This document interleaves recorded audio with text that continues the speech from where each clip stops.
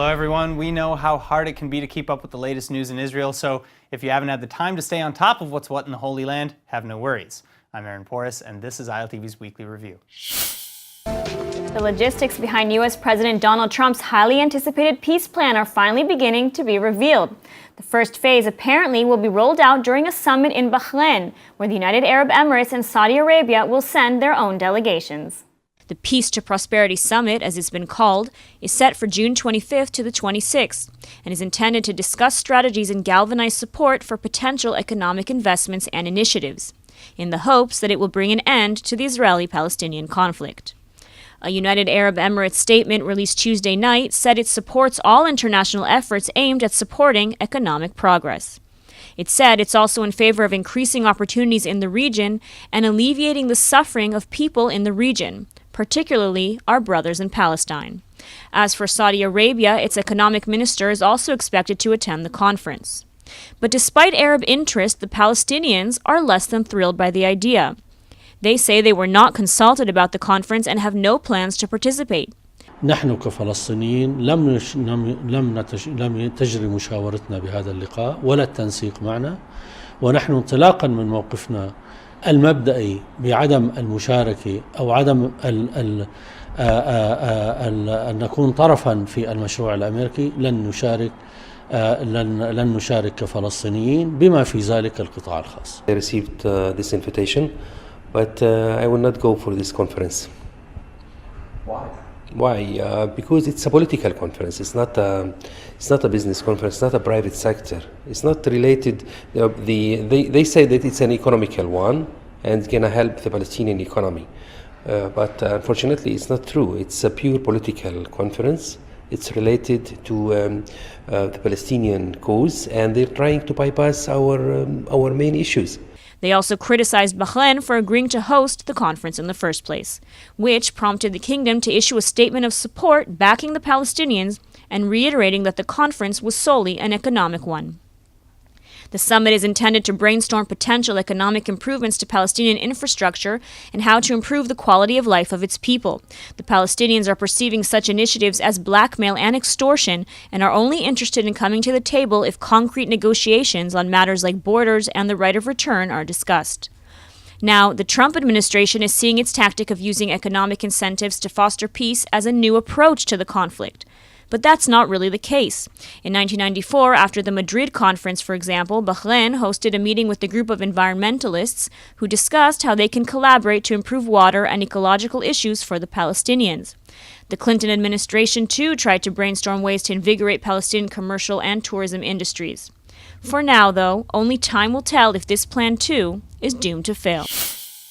It's been just 1 day since Israel agreed to extend the Gaza Strip's fishing zone as part of an unofficial ceasefire deal with Hamas. But now Israel is shrinking the fishing area back from 15 to 10 nautical miles after a spate of fire attacks in southern Israel.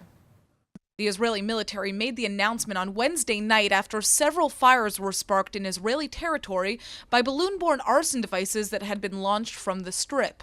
The incendiary devices have caused fires in grasslands and agricultural fields, and have even burned through 12 acres of wheat fields in Kibbutz Alumi. These are some of the worst arson attacks that the region has seen in recent months. And teams from the nearby Israeli Fire Department, Park Authority, and Jewish National Fund have scrambled together to put out the fires. An Israeli man identified as David Cohen has been charged with illegally importing hundreds of thousands of balloons into the Gaza Strip to be used for arson attacks. As of now, all of the flames are under control, but Israel's fire and rescue services are still issuing a fire warning for the next couple of days. Earlier this week, Israel and Hamas reportedly agreed to a truce to stop the violence, even though Israel has refused to acknowledge the existence of any ceasefire deal. According to a report by Israel's Channel 12 News, the agreement would see that Hamas halts all violent incidents along the border fence, including launching incendiary balloons in Israel. In response, Israel would expand the Gaza fishing zone and enable United Nations Cash for Work programs, among other benefits. Clearly, none of these things have happened since the last days have seen an uptick in the amount of balloon-borne arson devices coming into Israel from the Gaza Strip. Well, Israelis have their eyes on the European Union today as Europeans head to the polls in 28 different countries to choose their representatives in the parliament for the next 5 years. Still, officials don't think the election outcome will drastically impact Israeli-EU ties or have much of an influence on European Jewry. The first of the 28 countries voting will be the Netherlands and the United Kingdom, who will head to the polls today. Voting will continue throughout the continent until Sunday. According to Israeli diplomatic officials, the hope is that the new parliament will be, quote, the least anti-Israel possible. According to the Jerusalem Post, one Israeli official said that the EU's current criticism of Israel is under control, and that it seems to know the difference between nuanced criticism of the country and continuing to push for bilateral cooperation. Another big dilemma Israel will face is how to keep a distance from EU members of the far right, who are very anti-Muslim but also pro-Israel. As for the election itself, popular parties on both the right and the left are expected to surge, while the two more mainstream parties in the center, the European People's Party and the Socialists and Democrats Party, are expected to lose ground. Extreme polarization on both sides of the spectrum never is good news for the Jewish diaspora, which is why the outcome of this election has local Jewish communities a bit worried. In fact, the European Jewish Congress issued a statement yesterday calling on the EU to reject extremism and vote for moderate candidates. According to various reports, Syrian air defenses shot down 2 volleys of Israeli missiles over the weekend, the latest on Saturday night. This as at least 2 of these strikes were allegedly aimed at Syrian Army Brigade targets and Syrian defense installations. First, on Friday night, Syrian Sana News reported explosions near Damascus, while alleging that Israeli fighter jets were spotted over the Golan. Further, independent monitoring groups like the Syrian Observatory for Human Rights claimed that an area known to house Iranian and Hezbollah facilities was struck by explosions, the source of which were not immediately identified. And the IDF, as per typical policy, has not commented on the strikes. But that being said, Israeli news media also reported Saturday night that the strikes likely represented the latest uptick in violence between Israeli forces and those of Iran and Iranian proxies, especially given the latest hike in tensions between Iranian and American forces in the region as well. Plus, Israel in the past has admitted to hundreds of similar strikes on these exact targets and others like it over the past few years. In fact, to that end, Israeli airstrikes were said to have destroyed several buildings in Syria last month too, injuring 6 soldiers. In other news, now that the Eurovision song competition is behind us, could that spell another round of violence emanating from the Gaza Strip? Well, hopefully that will not be the case. However, high hopes aside, it appears that Hamas may be up to its old tricks again, as over the weekend an incendiary device tied to a bunch of balloons landed on an IDF military base. Luckily, though, sappers were sent to deactivate the device and nobody was hurt. But in addition to some 700 rockets recently fired, balloons, kites, and yes, even condoms have been the go-to method of terror wielded by Hamas over the past year. And while such amateur methods may seem relatively harmless, they've managed to severely damage the ecological landscape of southern Israel, where farming is the lifeblood of many of these communities. For example, on Thursday alone, 3 brush fires were ignited by these improvised devices. Also, we shouldn't forget the almost weekly protests at the border, which have left dozens dead and hundreds wounded.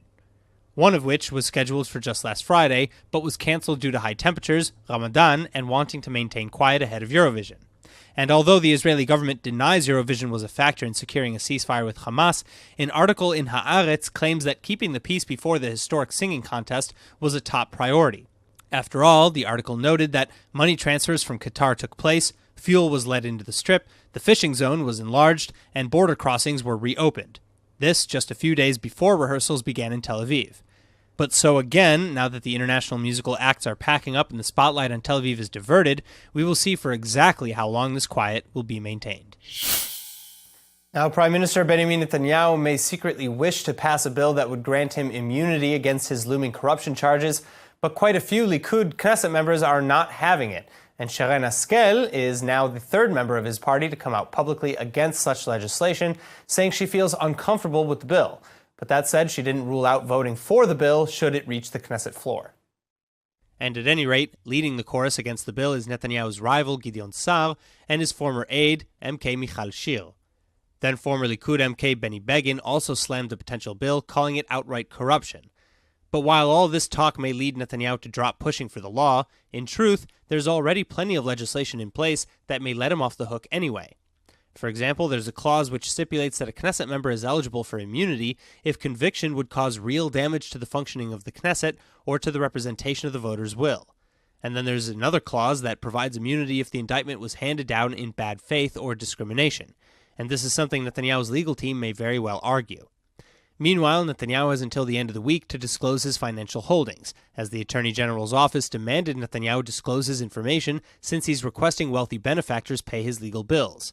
And if he doesn't hand over the information by the end of the week, then Netanyahu may have to pay the bill his own way, which is just one more headache for the Prime Minister, who has still been unable to form a coalition. Those sources close to him say that that's because there's such a high demand for high-profile ministries, which, if given away, would leave few, if any, worthy positions left to Likud loyalists.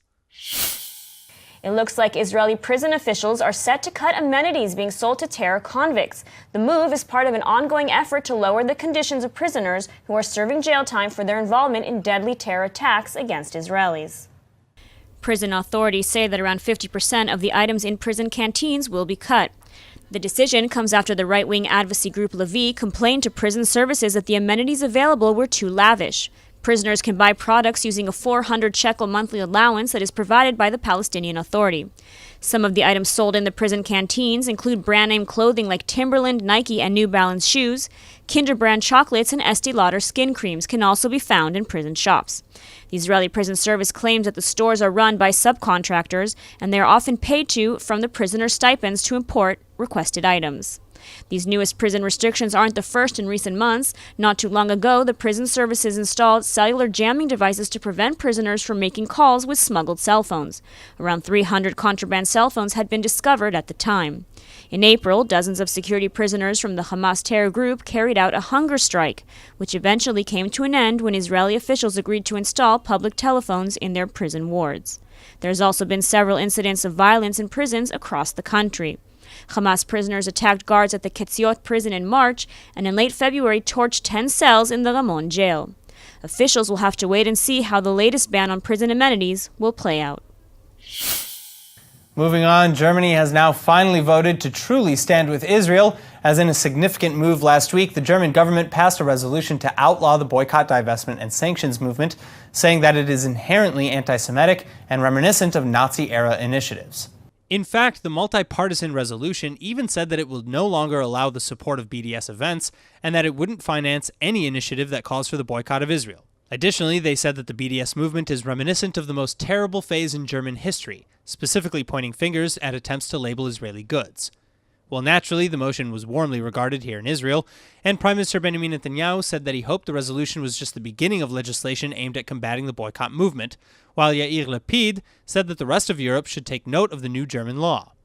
That said, though, some critics of the law worry that a blanket ban on BDS may stifle free speech or even encourage anti-Semitic attitudes.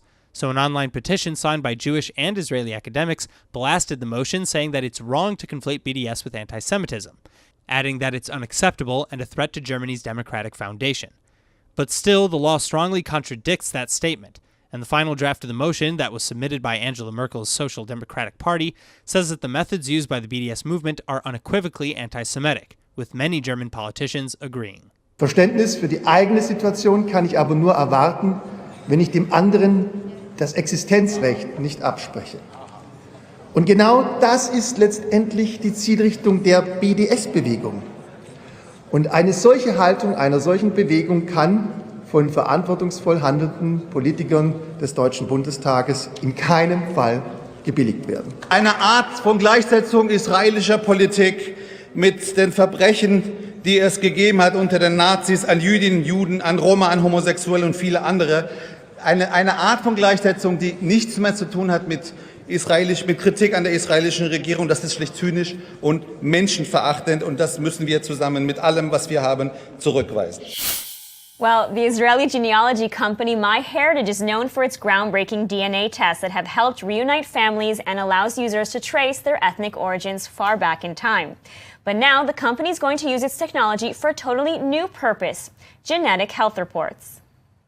Today, MyHeritage has 103 million users across the world, but the company's tests have only been tracking their ethnic backgrounds. Now, they'll be using that data to launch a genetic health report that will inform consumers about their risks for genetic disease. The new kit will reveal if users carry recessive genetic diseases like cystic fibrosis or Tay-Sachs, or have the genetic abnormality that could lead to late-onset Alzheimer's or Parkinson's. In total, the company's report can test for 29 different disease reports. And MyHeritage claims they are planning to produce even more in the future. Here in Israel, the kit is sadly unavailable because the state does not allow for private genetic health screening. But the new service could improve the health and lifestyle of millions of people across the world who wouldn't have otherwise known that they are prone to genetic disease. The new kit is called MyHeritage DNA Health and Ancestry, and it will also include the company's main service of mapping users' ethnic origins. Israel was recently ranked one of the happiest countries in the world, so ILTV's Natasha Kurchuk decided to find out why. Let's take a look. Israel is the 13th most happy country in the world.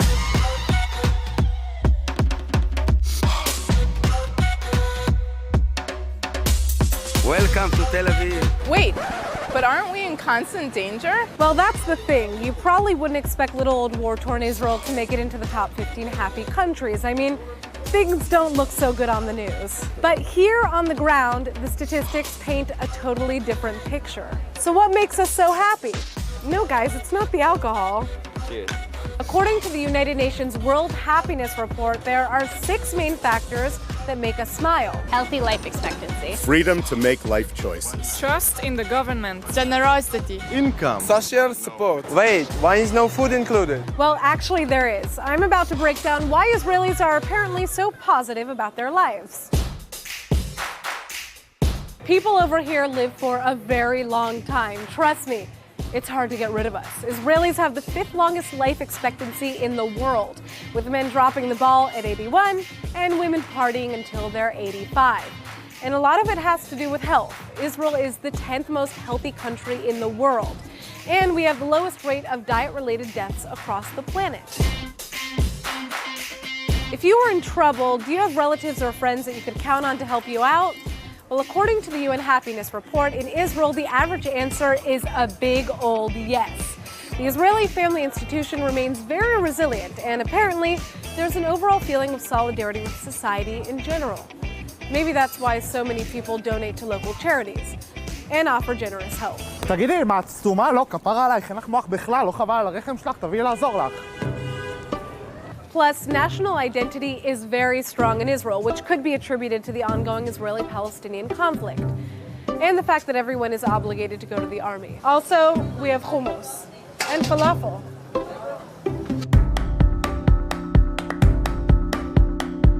To all the Israelis out there, this one confused me too. Yes, housing prices are high and salaries are questionable, but Israel does have a stable economy, and a big chunk of the public is benefiting from it. Israelis have a strong public healthcare system, reasonable university tuitions, and no matter how much they're making, they know how to spend it. Just look at the bars here. Are you satisfied with your freedom to choose what you want to do with your life? Well, the stats reveal that in Israel proper, the Israeli public generally doesn't feel like their rights are being encroached. This is a tricky one because with an obligatory military service and a very fine line between religion and state, there are a lot of mixed feelings. But hey, this is the Middle East. Let's be honest, measuring happiness isn't exactly simple. After all, if we had the recipe for it, the world would probably be a much prettier place. The UN Happiness Report doesn't have all of the answers. But no matter how many complaints you may hear from Israelis, the stats actually show that locals are more positive about their lives than they realize. It turns out the grass isn't always greener on the other side. Plus, we have beaches. Tous pois, Tel Aviv. Look the beach. Look how much everybody enjoy. Look the famous. Look, rich and famous. Madonna. All right, Belarus has just buried more than 1,200 Jewish Holocaust victims whose remains were unearthed this year after construction workers stumbled across a mass grave from the Nazi era. Earlier this year, builders were digging the foundations for a luxury building complex in the city center of Brest, Belarus, when they began to uncover bones. Soldiers were then called to exhume the remains of what is believed to be the 1,214 Jews killed at the site during the Nazi occupation. Researchers say there were clear bullet holes in the skulls, some of which belonged to teenagers, women, and even babies. All of the bodies were apparently lying face down, and now the remains were just buried on Wednesday in 120 blue caskets embossed with the Star of David to pay respect to the victims. Each casket was laid side by side in a giant grave in one of the city's cemeteries, which is just north of Brest. A local rabbi led the ceremony, which included a gun salute by Belarusian soldiers and was attended by about 300 people. Before World War II, almost half of Brest's 50,000-strong population was Jewish. After the Germans invaded the city in 1941, close to 5,000 men were executed, and the Jews left alive were crammed into a ghetto. In October of 1942, the Nazis decided to wipe them out, and many were herded onto trains and driven to a forest about 62 miles away from the city. It is believed that those found in the mass grave in the city center had managed to hide at first, only to be rooted out and murdered on the spot. Worrying anti-Semitic incidents continue to crop up throughout the United States. The latest crime has taken place in Indiana, where a man has been sentenced to 3 years in prison for spray painting offensive graffiti across a synagogue. What kind of graffiti warrants such a charge, you ask? Well, back in July, the man spray painted a black swastika surrounded by a red background and the German and Nazi military Iron Cross on one of the walls of an Indianapolis temple. He even attempted to light the house of worship on fire.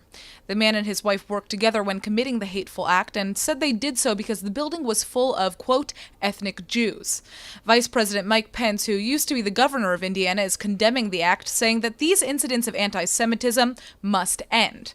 Not all acts of vandalism, though, are automatically regarded as hate crimes. In Chicago, for example, local authorities said that the recent smashing of 2 car windows outside a synagogue doesn't add up to hate crime, and rather is just straight-up destruction of property. The suspect in that incident has been arrested, and he's apparently being accused of committing 14 other similar crimes. But that's not all. Just this week, a Hamas supporter in New Jersey was arrested for conspiring to aid a terrorist organization this week. Apparently, the man was plotting to shoot up a pro-Israel rally, and he could face up to 20 years in prison. Other locations he hoped to target included the Israeli embassy in Washington and Trump Tower in New York. All right, that's it for this week's Roundup. Tune in next week for the next episode of ILTV's Weekly Review. I'm Aaron Porras, and thank you for joining us.